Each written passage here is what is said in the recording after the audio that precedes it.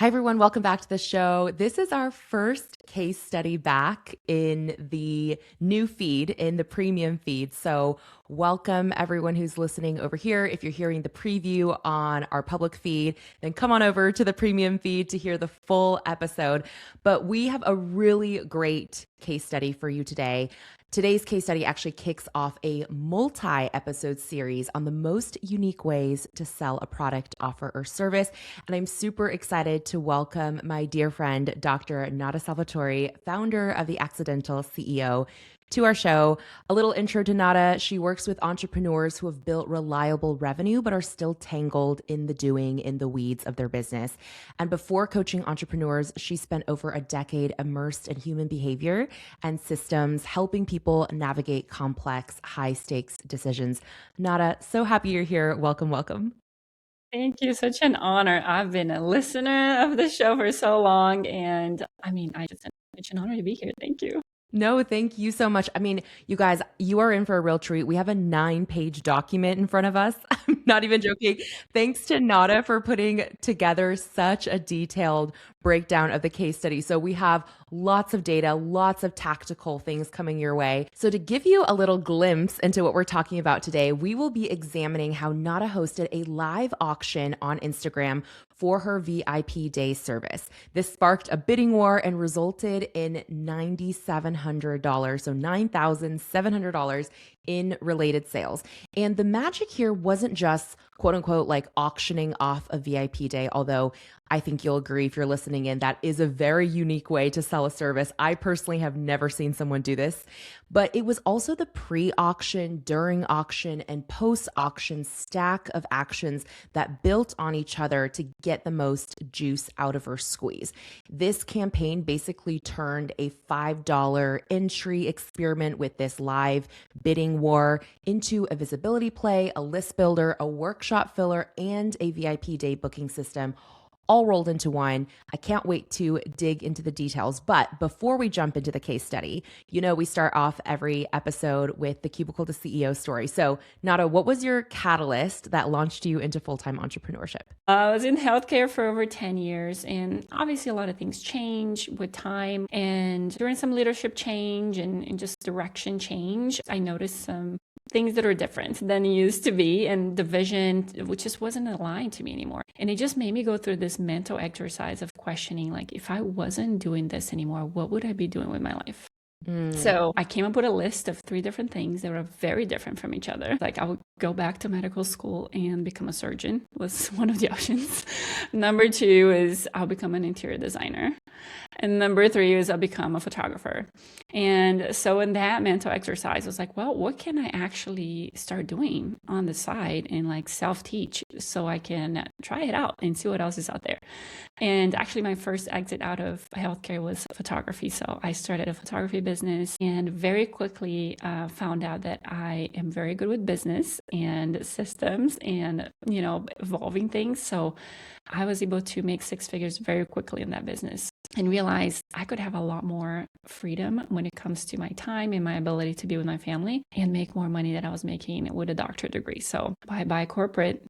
The photography to entrepreneurship pipeline needs its own case study someday, because I Right? really feel like it is such a breeding ground for like the entrepreneur who isn't quite sure what business they want to go into. And it's such a creative space. And like you said, low risk, right? You can practice, you can hone that skill without a lot of upfront investment. So that's amazing to hear your story. Let's get into the case study details, because like I said, we have 9 pages of data and insights to cover for you all. So get ready. Let's start with the premise first, though. This idea to auction off your one-on-one VIP day. This was your first time doing this, right? If I remember correctly. Correct. It was the first time doing it. And it was, and I'm not going to sit here and claim that was, oh, my genius idea. Like, I've heard somebody do something similar. Like, I heard auction and I'm like, that sounds interesting. Like, how can we make this, but put a lot of intention behind it? So it's not just, making a little bit of money and that's it. So that's kind of like how the idea came about. And then just putting a lot of thought into the whole process to make it worth, the actual exercise. So.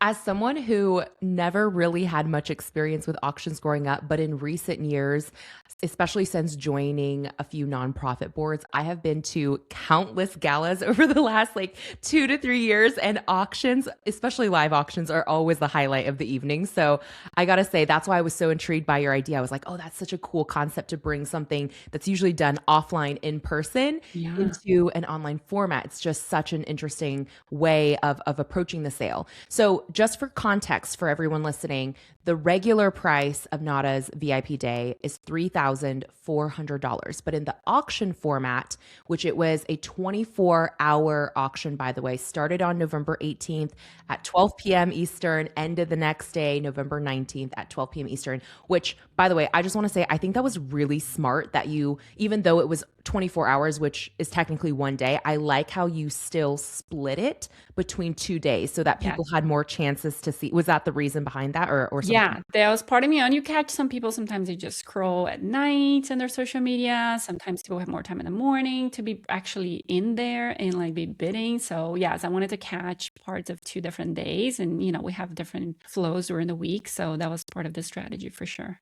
So smart. And it covers all possible time zones. So great, great idea there. With the actual auction, you started the bid at $5. And this is the piece that initially I was like, okay, I'm so curious to hear why you chose $5 because, I mean, obviously the leap from $5 to $3,400, that's a long way to build, especially because you made the increments. Like if someone wanted to bid higher than the person before them, they only had to increase the bid by $5. So it's such small little movements. I know not everybody did only the minimum $5, and we could talk Yeah. about that more in a bit, but like, why did you start it so low versus picking a price that maybe was a little bit closer to your regular price? Yeah, I wanted a low barrier to entry so we could have a lot of movement and a lot of participation. So even if you're not planning on winning something, just the fun of bidding on something and you're like, I'll put $5 in there, Yeah. just to have your name in there and kind of keep things moving along. So that was just an easy no-brainer for me that, it had to be a minimum of up from the last bid to go, but I felt like that would bring a lot of movement to the whole thing if it was just an easy, like, yeah, I'll do that. That's $5. That makes sense. Do you remember when you hit post on the auction post, how long it took for that first $5 bid to roll in? Oh, it was quick. It did not take long. Within the first minute, for sure, yeah, because Wow. there was a lot of prep work, so people Right. knew that was happening. So yeah, we had definitely had people ready to go. That's amazing. I love that adrenaline rush. It reminds me of, right now, the social media trend of like people throwing back to 2016 Yeah. and okay, so one thing that sticks out in my mind that kind of reminds me of this is that 2016, that was definitely like my e-com shopping era where I remember I would wait at my computer for Kylie lip kits and for Gymshark Gymshark apparel drops. Like I'd be waiting to order right when the sale opened. So that reminds me of what you're doing here, like building that anticipation, getting people excited.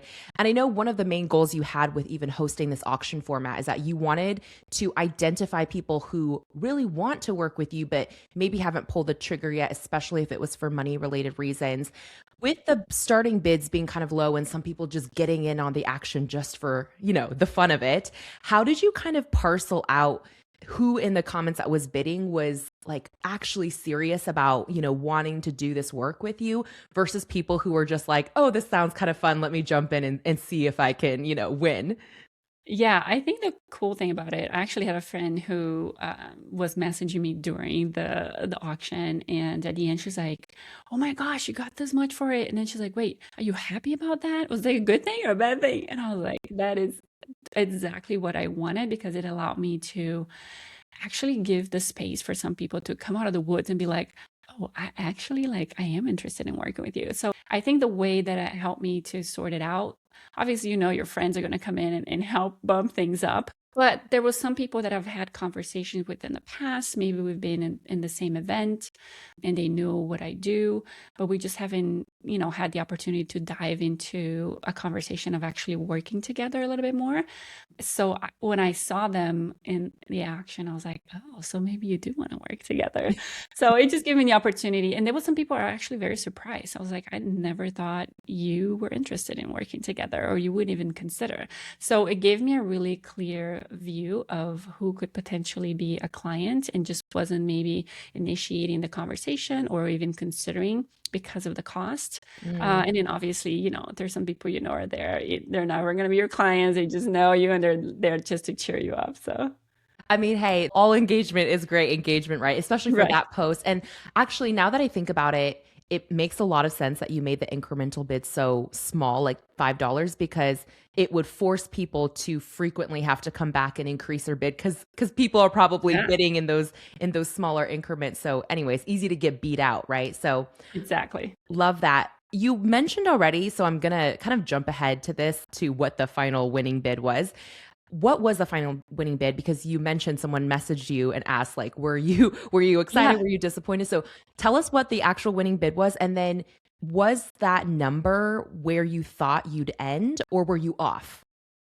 To hear the rest of this episode and unlock weekly subscriber-only content and community access, join us as a premium subscriber at cubicletoceo.co/podcast. The link is below in our show notes.